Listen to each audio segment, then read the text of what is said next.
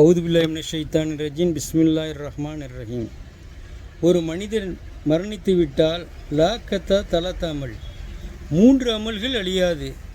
1 தாலிமா வ அல்லிமா, தான் கற்ற கல்வியை பிறருக்கு எடுத்துரைப்பது. 2 தாய் தந்தைக்காக துவா செய்யும் நல்ல குழந்தை. 3 நிலையான தர்மம் சதக்கத்துல் ஜாரியா. ஆக இந்த 3 அமல்களும் நாம் மரணித்து விட்டாலும் நம் கபருக்கு வந்து கொண்டே இருக்கும்.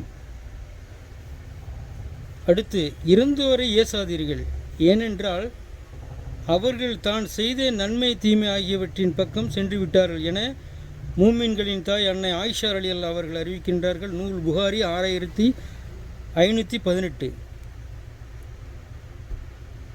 ரசூல் ஸல்லல்லாஹு அலைஹி வஸல்லம் அவர்கள் அறிவித்தது. ரசூல் ஸல்லல்லாஹு அலைஹி வஸல்லம் அவர்கள் கபர் பக்கம் சென்றார்கள். 2 கபர் அதாபு செய்யப்படுகிறது. இன்ஷா அல்லாஹ் நான் தொடர்கிறேன். அஸ்ஸலாமு அலைக்கும் வரஹ்மத்துல்லாஹி தஆலா பரகாத்துஹு.